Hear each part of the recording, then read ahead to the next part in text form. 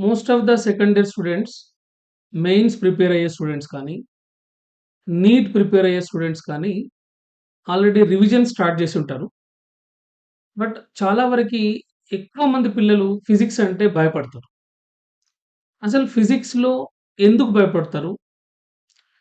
ఫిజిక్స్‌లో ఏం టీచ్ చేస్తారసలు? దానివల్ల అంటే మెయిన్ ప్రాబ్లమ్ ఏంటి? ఈ ప్రాబ్లమ్‌ని ఓవర్‌కమ్ చేయడానికి మనకు అంటే ఫిజిక్స్ ప్రాబ్లమ్‌ని సాల్వ్ చేయాలంటే ఏమైనా మెథడ్స్ ఉంటాయా? జనరల్‌గా మీరు చూడండి మెయిన్స్ ఎగ్జామ్ గాని, అంటే నీట్ ఎగ్జామ్ గాని more than 50% of the questions are basic level. Basic level అంటే మీకు ఫార్ములా వస్తే మనం ఈజీగా సాల్వ్ చేయొచ్చు. అంటే మోర్ థాన్ 50-60% అంటే 62% 50-60% మార్క్స్ మనం గెయిన్ చేసుకుంటే 100% మనకు సీట్ వస్తుంది. అంటే ఫిజిక్స్ ఒక 100% చేయడం టఫ్ ఏమో గాని 50-60% మెయిన్స్ అయినా, నీట్ అయినా ఆన్సర్ చేయటం చాలా చాలా ఈజీ అంటే. అంటే ఈవెన్ ఒక యావరేజ్ స్టూడెంట్ గూడా అంటే బోర్డ్ లెవెల్ ప్రిపేర్ అయినా గాని ఆ క్వెషన్స్ ఆన్సర్ చేయొచ్చు. బట్ ఎందుకు చేయలేకపోతున్నారు? అంటే చాలా మంది స్టూడెంట్స్ ఫిజిక్స్ చేయాలంటే సింపుల్ మెథడ్స్ ఉంటాయి. ఆ మెథడ్స్‌ని ఎందుకు ఫాలో కావట్లేదు? అసలు ఆ మెథడ్స్ ఏంటివి? అసలు ఫిజిక్స్ డిఫికల్టీ ఫీల్ కావటానికి ఏం రీజన్ ఉంటది? ముందు ఈ వీడియోలో డిస్కస్ చేద్దాం. ఫిజిక్స్ అనేది applicative nature. Physics explains real world phenomena and how the universe works from the motion of object to behavior of light. అంటే మొత్తం యూనివర్స్ గురించి స్టడీ చేస్తాం. Everything mechanics, motion of objects everything ఇది applicative nature ఉన్నది. అట్లానే logical structure. Physics requires clear logical thinking and understanding of fundamental laws. Problem solving in physics involves applying formulas, principles to different scenarios in structured step by step manner. అంటే దీంట్లో logical thinking ఉంటది. Fundamentals ఉంటాయి. Different principles apply చేయాల్సి ఉంటది. ఇది physics. Next one most of the students ఫిజిక్స్‌ని ఎందుకు difficulty feel అవుతారు? First one abstract concepts. అంటే విజువలైజేషన్ ఉంటది ఫిజిక్స్‌లో. ఈ అబ్స్ట్రాక్ట్ కాన్సెప్ట్‌ని అంత ఈజీగా అర్థం చేసుకోలేరు. ఫర్ ఎగ్జాంపుల్ ఇప్పుడు మనం జనరల్ డే టు డే లైఫ్‌లో వేవ్ అంటే సౌండ్ వేవ్, లైట్ వేవ్ అవి ఈజీగా ఇమాజిన్ చేస్తాం. మనం ఆటమ్‌లో అంటే డ్యూయల్ నేచర్‌లో పార్టికల్ నేచర్ గురించి నేర్చుకుంటాం. అంటే పార్టికల్ అనేది పార్టికల్ లాగా బిహేవ్ చేసి పార్టికల్ నేచర్ అంట మ్యాటర్. అదే వేవ్ నేచర్‌కొచ్చేసరికి అక్కడ అబ్స్ట్రాక్ట్ థింకింగ్ ఉంటది. అది అంత ఈజీ అర్థం కాదు. అట్లానే ఫ్రేమ్ ఆఫ్ రిఫరెన్స్ వచ్చిందనుకోండి. ఫ్రేమ్ ఆఫ్ రిఫరెన్స్ వచ్చినప్పుడు మళ్ళీ inertial frame of reference, non inertial frame of reference ఈ అబ్స్ట్రాక్ట్ కాన్సెప్ట్‌ని స్టూడెంట్స్‌కి అంత ఈజీగా అర్థం కాదు. ఫర్ ఎగ్జాంపుల్ ఒక ట్రైన్ మూవ్ అవుతుంది. మూవ్ అయ్యే ట్రైన్‌లో మనకు ఆబ్జెక్ట్‌ని అప్‌వర్డ్ పుష్ చేసామనుకోండి. ట్రైన్‌లో ఉండేవాడికి అది స్ట్రెయిట్ లైన్‌లో మూవ్ అవుతున్నట్టు కనిపిస్తది. అదే అబ్జర్వర్ గ్రౌండ్‌లో ఉన్నాడనుకోండి. అది ఇనర్షియల్ ఫ్రేమ్ అంటాం. వాడికి పారాబోలిక్‌లో ఉన్నట్టు కనిపిస్తది. ఇప్పుడు ఈ కాన్సెప్ట్ అనేది అబ్స్ట్రాక్ట్ కాన్సెప్ట్. ఇంకా అదే పిల్లోడికి అర్థం కావటం చాలా కష్టం అనిపిస్తది. అందుకే ఫిజిక్స్ అంటే టఫ్ ఫీల్ అయితాడు. Next one mathematical involvement. జనరల్‌గా మ్యాథ్స్ నేర్చుకోవాలంటే ఓన్లీ మ్యాథ్స్ వస్తే సరిపోతది. అదే కెమిస్ట్రీ నేర్చుకోవాలంటే కెమిస్ట్రీ వస్తే సరిపోతది. బట్ ఫిజిక్స్ నేర్చుకోవాలంటే మ్యాథ్స్ కూడా రావాలి. ఎందుకంటే mathematics is the language for physics. చాలా మంది పిల్లలు ఇక్కడే డిఫికల్టీ ఫీల్ అవుతారు. దీంట్లో students who struggle with maths may find physics challenging. కాబట్టి అక్కడ మ్యాథ్స్ ఉంటది కాబట్టి మ్యాథ్స్ బేసిక్స్ తెలిసి ఉండాలి ఫిజిక్స్ రావాలంటే. కాబట్టి ఇప్పుడు ఫిజిక్స్ రావాలంటే మ్యాథ్స్ వచ్చుండాలి. ఫిజిక్స్ కాన్సెప్ట్స్ వచ్చుండాలి. ఇదొక అంటే స్టూడెంట్స్ ఫీల్ కావడానికి ఒక second reason. Third one problem solving skills. అంటే సాల్వింగ్ కాంప్లెక్స్ ప్రాబ్లమ్స్. చాలా ఫీల్ అవుతారు. అంటే ఫిజిక్స్ ప్రాబ్లమ్ సాల్వ్ చేయాలంటే ఫిజిక్స్ అయితే చూడండి. ఒక ప్రాబ్లమ్ సాల్వ్ చేయాలంటే ఫిజిక్స్ పార్ట్ ఓన్లీ 20% ఉంటది. రిమైనింగ్ 80% అంతా solve the equations. Solve the mathematical equations. Mathematical equation రావాలంటే దాంట్లో ట్రిగ్నోమెట్రీ ఇన్వాల్వ్ అవుతది. జామెట్రీ ఇన్వాల్వ్ అవుతది. ఆల్జీబ్రా ఇన్వాల్వ్ అవుతది. ఈ బేసిక్స్ అన్ని వచ్చుండాలి. ఇంకొకటి మల్టిపుల్ కాన్సెప్ట్స్ ఉంటాయి ఫిజిక్స్‌లో. అంటే ఆ సిట్యుయేషన్‌లో ఆ ప్రాబ్లమ్‌కి ఆ మల్టిపుల్ కాన్సెప్ట్స్‌ని అప్లై చేయాలి. ఫర్ ఎగ్జాంపుల్ ఇప్పుడు కొలిషన్స్‌లో మనం ఎలాస్టిక్ కొలిషన్ తీసుకున్నప్పుడు, ఎలాస్టిక్ కొలిషన్‌లో ఫర్ ఎగ్జాంపుల్ సెకండ్ బాడీ రెస్ట్‌లో ఉంది. ఫస్ట్ బాడీ మూవ్ అవుతుంది. మూవ్ అయిన తర్వాత సెకండ్ బాడీ వెలాసిటీ ఎంత? ఇప్పుడు ఆ వెలాసిటీని మనం డి బ్రోగ్లీ వేవ్ లెంగ్త్‌లో యూజ్ చేస్తాం. అంటే ఇలా మల్టిపుల్ కాన్సెప్ట్స్ ఉంటాయి. బట్ ఈ మల్టిపుల్ కాన్సెప్ట్స్‌ని పిల్లోడు అప్లై చేయలేక డిఫికల్టీ ఫీల్ అవుతాడు. ఓకే. ఇదంతా కూడా ఏంటంటే ఏదైనా ఒక ఎగ్జామ్ అంటే నీట్ గాని, మెయిన్స్ కానీ పేపర్ సాల్వ్ చేయటం అంటే సీట్ గెట్టింగ్‌కి మాక్సిమం మీరు లాస్ట్ ఇయర్ గాని లాస్ట్ 4, 5, 10 ఇయర్స్ నుంచి పేపర్ అబ్జర్వ్ చేయండి. 60-70% ఆఫ్ ద ప్రాబ్లమ్స్ అన్నీ కూడా బేసిక్ లెవెల్ ఉంటాయి. ఓకే. ఈ బేసిక్ లెవెల్ ప్రాబ్లమ్స్ మనం సాల్వ్ చేయాలంటే ఏమన్నా మెథడ్స్ ఉన్నాయా? మనం ఈరోజు 5 మెథడ్స్ ఉంటాయి. ఆ 5 మెథడ్స్‌ని యూజ్ చేసి 100% నీట్ అండ్ మెయిన్స్‌లో 70% ఆఫ్ ద ప్రాబ్లమ్‌ని సాల్వ్ చేయొచ్చు. మీకు ఇప్పటి నుంచి కూడా ఇంకొక 4 మంత్స్ ఉంది మెయిన్స్ వాళ్ళకి. అదే నీట్ అయితే నెక్స్ట్ మేలో ఉంటుంది. నేను చెప్పినట్టు ఈ మెథడ్స్ ఫాలో అయ్యి 100% మీరు 60-70% క్వెషన్‌ని సాల్వ్ చేస్తారు. ఈ వీడియోని మీ ఫ్రెండ్స్ అందరికి షేర్ చేయండి. నేను చెప్పిన మెథడ్స్ ఫాలో కాండి. 100% మీకప్పుడు ఫిజిక్స్ డిఫికల్టీనే కాదు. అట్ ద సేమ్ టైమ్ నేను కమింగ్ డేస్‌లో final touch for mains and NEET అని ఒక సీరీస్ ఆఫ్ లెక్చర్స్ కూడా చేయబోతున్నాను. మీరు టిటోస్ క్లాసెస్ అని యూట్యూబ్ ఛానెల్ ఉంటది. ఆ యూట్యూబ్ ఛానెల్‌ని సబ్స్క్రైబ్ చేసుకోండి. మీ ఫ్రెండ్స్ కూడా షేర్ చేయండి. ఓకే. ఇప్పుడు మనం ఆ 5 మెథడ్స్ ఏంటో చూద్దాం. Okay. Methods for solving physics problems. First method అంటే understand the problem clearly. Here read the question twice. Identify what's given. Identify what's required. ముందు ప్రాబ్లమ్ ఇచ్చిన తర్వాత చాలా మంది స్టూడెంట్స్ ఏంటంటే నెగెటివ్ థాట్‌లో ఉంటారు. ఈ ప్రాబ్లమ్ నాకు రాదని డిసైడ్ అయిపోతారు. ప్రాబ్లమ్ సాల్వ్ చేయాలంటే ముందు ప్రాబ్లమ్ లిటరేచర్ తెలిసుండాలి. ప్రాబ్లమ్ లిటరేచర్ అంటే దీనికి ఫిజిక్స్ అనవసరం లేదు. జస్ట్ ఇంగ్లీష్ వస్తే చాలు. ఒక 4-5 లైన్స్ ఉందనుకోండి. ఈ 5 లైన్స్ ఉన్న ప్రాబ్లమ్‌ని మనం ఒక్కసారి, 2 సార్లు చదవాలి. చదివి చదివేటప్పుడే వాటిని 2 లైన్స్ చదివామనుకోండి. ఆ 2 లైన్స్‌లో గివెన్ డేటా ఏంటి? వాటి ముందు ఆ 2 లైన్స్ చదివి తర్వాత 2 లైన్స్ ఇలా గివెన్ డేటా రాయాలి. అంటే మనకు ప్రాబ్లమ్‌లో వెలాసిటీ ఇచ్చాడా? డిస్ప్లేస్‌మెంట్ ఇచ్చాడా? అవి రాయాలి. Identify what's given. Identify what's required. మనం ఏం ఫైండ్ ఔట్ చేయాలి? అర్థమైందా? గివెన్ వాల్యూస్ రాయాలి. తర్వాత ఏం ఫైండ్ ఔట్ చేయాలో ముందు ఐడెంటిఫై చేయాలి. ఇది ఫస్ట్ మెథడ్. ఇది వెరీ, వెరీ ఇంపార్టెంట్. అంటే ప్రాబ్లమ్ లిటరేచర్ అర్థం కావాలా? ఆ లిటరేచర్ అర్థం చేసుకోవటానికి ప్రాబ్లమ్ మొత్తం కాకుండా దాన్ని డివైడ్ చేసుకోవాలి ప్రాబ్లమ్‌ని. డివైడ్ చేసి లైన్ బై లైన్ డివైడ్ చేసి ఆ ప్రాబ్లమ్‌లో గివెన్ డేటా రాయాలా? నెక్స్ట్ వన్ ఏం చేయాలా? ఏది ఫైండ్ ఔట్ చేయాలనో అది చేయాలి. Second one visualise and diagram. కొన్నిటికి డయాగ్రామ్ అవసరం ఉంటది. డయాగ్రామ్ డ్రా చేయాలి. అట్లానే ఫ్రీ బాడీ డయాగ్రామ్ గూడా ఉంటది. జనరల్‌గా మనకు ఫ్రిక్షన్‌లో బాడీ బ్లాక్ ఆన్ బ్లాక్ ఉన్నప్పుడు స్టాటిక్ ఫ్రిక్షన్ ఏ డైరెక్షన్‌లో ఉంటది. అవి 2 కంబైన్డ్‌గా మూవ్ అయితాయా? వాటి ఫ్రీ బాడీ డయాగ్రామ్ రాయాలి. ఫ్రీ బాడీ డయాగ్రామ్ డ్రా చేస్తే మనకు ఫార్ములా అప్లై చేయడానికి ఈజీ ఉంటది. ఇది సెకండ్ మెథడ్. థర్డ్ మెథడ్‌లో write down the relevant equations, select the principle and list of equations. For example మనకి ఇనీషియల్ వెలాసిటీ ఇచ్చాడు. యాక్సెలరేషన్ ఇచ్చాడు. టైమ్ ఉంది. ఫైనల్ వెలాసిటీ ఫైండ్ ఔట్ చేయాలనుకోండి. ఇప్పుడు గివెన్ వాల్యూస్‌కి ఫైండ్ ఔట్ చేయాల్సిన వాల్యూస్ మధ్యలో ఏం ఫార్ములాస్ ఉంటాయి? అవి లిస్ట్ ఔట్ చేసుకోవాలి.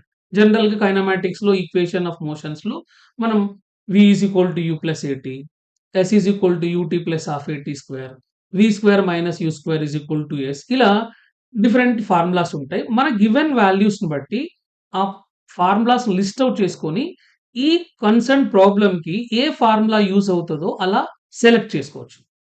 ఇది థర్డ్ మెథడ్. ఫోర్త్ మెథడ్ అంటే సాల్వ్ మ్యాథమెటికల్లీ.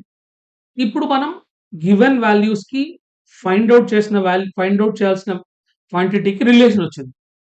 రిలేషన్ వచ్చిన తర్వాత దాన్ని ఇచ్చిన వాల్యూస్‌ని దాంట్లో సబ్స్టిట్యూట్ చేసి సాల్వ్ చేయాలి. ఇది అంటే మనకు ఫిజిక్స్ ప్రాబ్లమ్ సాల్వ్ చేయాలంటే మెయిన్ 3 మెథడ్స్. ఫస్ట్ వన్ ఏమో అంటే ప్రాబ్లమ్ లిటరేచర్ ఈస్ ఇంపార్టెంట్. ఆ లిటరేచర్ అంటే మనం ప్రాబ్లమ్‌ని పార్ట్స్‌గా డివైడ్ చేసి గివెన్ వాల్యూస్ రాసి ఏం ఫైండ్ ఔట్ చేయాలో చేస్తాం ఆ మెథడ్. నెక్స్ట్ మెథడ్‌లో ఏంటంటే ప్రాబ్లమ్స్ ఏమేం ఫార్ములాస్ ఉన్నో లిస్ట్ ఔట్ చేస్తాం. లిస్ట్ ఔట్ చేసి మన గివెన్ ప్రాబ్లమ్‌కి ఏ ఫార్ములా యూజ్ చేయాలనో డిసైడ్ చేస్తాం. ఫార్ములా డిసైడ్ చేసిన తర్వాత ఈ పార్ట్‌లో very very important. Most of the BiPC students mistake చేసేది ఇక్కడ. ఇచ్చిన వాల్యూస్‌ని సబ్స్టిట్యూట్ చేసి అప్పుడు మనం మ్యాథమెటిక్స్‌లో అంటే ఈక్వేషన్స్ సాల్వ్ చేయాలి. సాల్వ్ చేసేటప్పుడు లెఫ్ట్ సైడ్‌ని రైట్ తీసుకెళ్ళాలుంటది. డివైడ్ చేయాలి, సబ్ట్రాక్ట్ చేయాలి. ఇలా మనం సింపుల్ మెథడ్స్ యూజ్ చేసి మనం ప్రాబ్లమ్ సాల్వ్ చేయొచ్చు. నెక్స్ట్ ఏంటంటే ఫైనల్‌గా వచ్చిన ఆన్సర్‌కి unit, for example force find out చేయాలి. ఫోర్స్‌కి ఏముంటది? యూనిట్ న్యూటన్ ఉంటది. ఒక్కొక్కసారి ఆప్షన్‌లో మీరు అంటే ఒక్కోసారి ఎగ్జామినర్ ఏంటంటే స్టూడెంట్ టెస్ట్ చేస్తాడు. మళ్ళీ ఫోర్స్ ఫైండ్ ఔట్ చేయమని అనుకోండి. ఒక 2 ఆప్షన్స్‌కి న్యూటన్ అని ఉండదు. అంటే అప్పుడు ఆటోమేటిక్‌గా 2 ఆప్షన్స్ ఎలిమినేట్ అయిపోతాయి.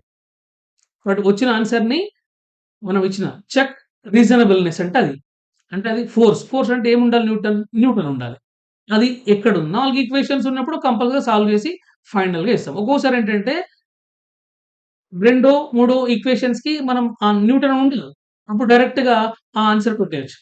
ఇలా ఈ 5 మెథడ్స్‌లో మనం ఏ ప్రాబ్లమ్ అయినా అంటే 60-70% ఆఫ్ ద ప్రాబ్లమ్ అంటే ప్రాబ్లమ్స్‌ని మనం నీట్‌లో గాని, మెయిన్స్‌లో గాని సాల్వ్ చేయాలంటే ఈ 5 మెథడ్స్ ఫాలో అవుతే 100% సాల్వ్ చేయొచ్చు. ఫర్ ఎగ్జాంపుల్ ఇప్పుడు మనం ఈ ప్రాబ్లమ్ 2024 మెయిన్స్ ఎగ్జామ్‌లో ఇచ్చిన ప్రాబ్లమ్. ఇది చూడండి. ఏ player caught the cricket ball of mass 150 grams moving at a speed of 20 meter per second. If the catching process is completed in 0.1 second, the magnitude of force exerted by the ball on the hand of the player is. See, మనం ఇప్పుడు problem ని literature అర్థమైంది. Given values రాద్దాం. Given value ఇది given values. Given values లో ఏమి ఇచ్చాడు? Mass ఇచ్చాడు. m is equal to 150 grams అంటే 10 to the power of -3 kg. Speed ఇచ్చాడు. v is equal to 20 metre per second. ఇంకా టైం ఇచ్చాడు. Time 0.1 second. Force find out చేయాలి మనం. ఇది గివెన్ వాల్యూస్ మనం ఫైండ్ ఔట్ చేయాలి. జనరల్‌గా ఫోర్స్ అనగానే మనకు వెంటనే గుర్తొచ్చేది F is equal to ma. But ఇక్కడ మనకు యాక్సిలరేషన్ ఇవ్వలేదు. బట్ యాక్సిలరేషన్ ఏం రాస్తాం? వెలాసిటీ బై టైమ్ అని రాస్తాం కదా! బట్ ఇప్పుడు మాస్ ఉంది, వెలాసిటీ ఉంది, టైమ్ ఉంది. ఇవి సబ్స్టిట్యూట్ చేసి ఫోర్స్ ఫైండ్ ఔట్ చేస్తాం. ఇది చూడండి ఈ ప్రాబ్లమ్ మెయిన్స్‌లో ఇచ్చిన ప్రాబ్లమ్ ఇది. అంటే గివెన్ వాల్యూస్ మనం లిస్ట్ ఔట్ చేసి, గివెన్ వాల్యూస్ రాసేసి ఫార్ములా లిస్ట్ ఔట్ చేసాం. F is equal to ma. But acceleration లేదు. యాక్సిలరేషన్ అంటే వెలాసిటీ బై టైమ్. ఓకే. అన్ని వాల్యూస్ ఉన్నాయి. సబ్‌స్టిట్యూట్ చేసి ప్రాబ్లమ్ సాల్వ్ చేస్తాం. Next one. ఇది చూడండి. ఇది కూడా 2024 మెయిన్స్ ఎగ్జామ్‌లో exerted on non reflecting surface at normal incidence is 2.4 into 10 to the power of -4 newtons. If 360 watt per centimeter square is the light energy flux during the span of 1 hour 30 minutes, then area of the surface is. First given values రాద్దాం. Given వాల్యూస్‌లో 2.4 into 10⁻⁻⁴ newtons అన్నాడు. అంటే force ఇచ్చాడు. Force is equal to 2.4 into 10⁻⁻⁴ newtons. Next ఇక్కడ 360 watt per centimetre square light energy flux అన్నాడు. Okay. Energy flux అనేది మీకు కొత్త టర్మ్ లాగా ఉందనుకోండి. బట్ ఇక్కడ వాట్ పర్ సెంటీమీటర్ స్క్వేర్ ఇచ్చాడంటే వాట్ అంటే పవర్, సెంటీమీటర్ స్క్వేర్ అంటే ఏరియా, పవర్ బై ఏరియా అంటే intensity. But intensity I is equal to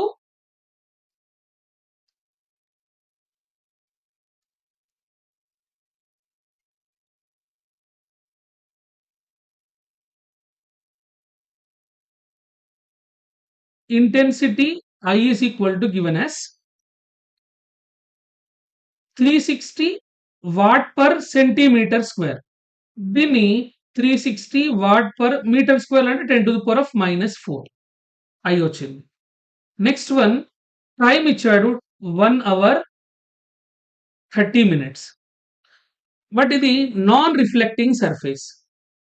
non reflecting surface మీద ఒక లైట్ ఇన్సిడెంట్ అవుతే force exerted by the radiation F is equal to IA/C.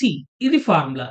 దీనికి పెద్ద మీరు ఫిజిక్స్ బాగా వచ్చిన అవసరం లేదు. జస్ట్ ఫార్ములానే. అదే కంప్లీట్లీ రిఫ్లెక్టింగ్ సర్ఫేస్ అయితే 2IA/C. ఇక్కడ చూడండి, ఫోర్స్ ఇచ్చాడు, ఇంటెన్సిటీ తెలుసు, సి వెలాసిటీ ఆఫ్ లైట్ తెలుసు, ఏ ఫైండ్ అవుట్ చేస్తాం ఏరియా. ఇలాంటి క్వశ్చన్స్ మీరు అబ్జర్వ్ చేయండి. లాస్ట్ ఇయర్ జరిగిన మెయిన్స్ పేపర్ గాని, నీట్ పేపర్ గాని మోర్ దాన్ 60% ప్రాబ్లమ్స్ ఇలా ఉంటాయి. నెక్స్ట్ వన్ ఇంకొక ప్రాబ్లం. ఇది లాస్ట్ ఇయర్ నీట్‌లో ఇచ్చిన ప్రాబ్లమ్. అసలు ఈ ప్రాబ్లమ్‌కి సాల్వ్ చేయాలంటే అసలు అంటే జస్ట్ లాజిక్ వస్తే చాలు.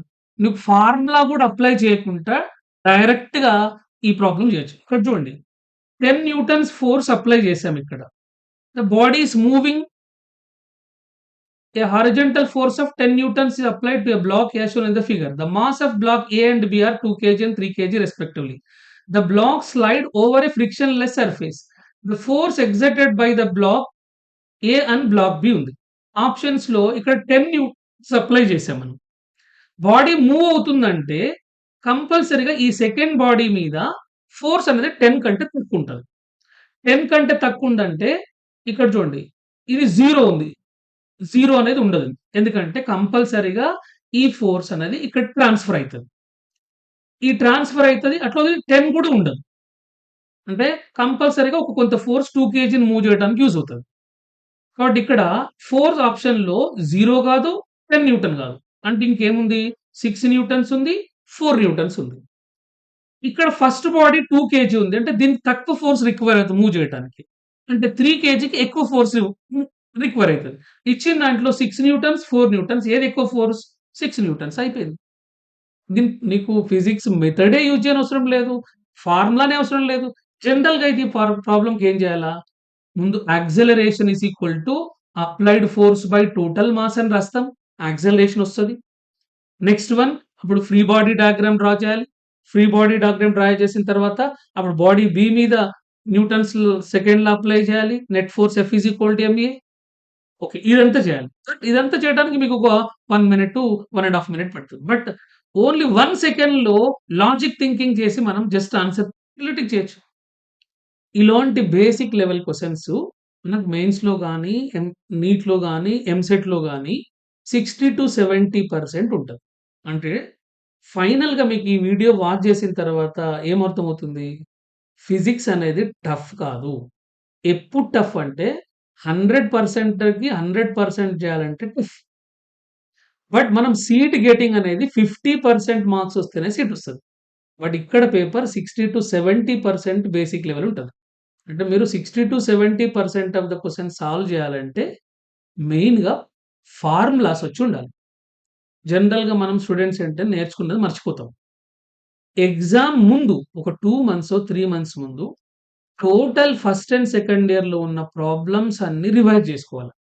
ఇలా క్విక్ టైమ్‌లో రివైజ్ చేయాలంటే ఏదైనా ఒక క్విక్ రివిజన్ రిసోర్స్ ఉండాలి. దాన్నే మనం షార్ట్ నోట్స్ అంటాం.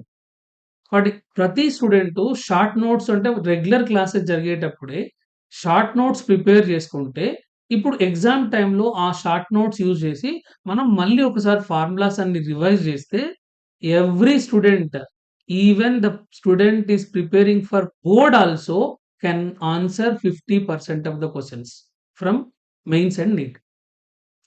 ఈ వీడియో చేసిన తర్వాత మీకందరికి కూడా పాజిటివ్ థింకింగ్ స్టార్ట్ కావాలి. ఇప్పటి నుంచి ఫిజిక్స్ అంటే డిఫికల్టీ కాదు. మోర్ దాన్ 50% ఏ స్టూడెంట్ అయినా ఆన్సర్ చేయొచ్చు. ఎప్పుడు అంటే మనకు ఫార్ములాస్ వచ్చినప్పుడు.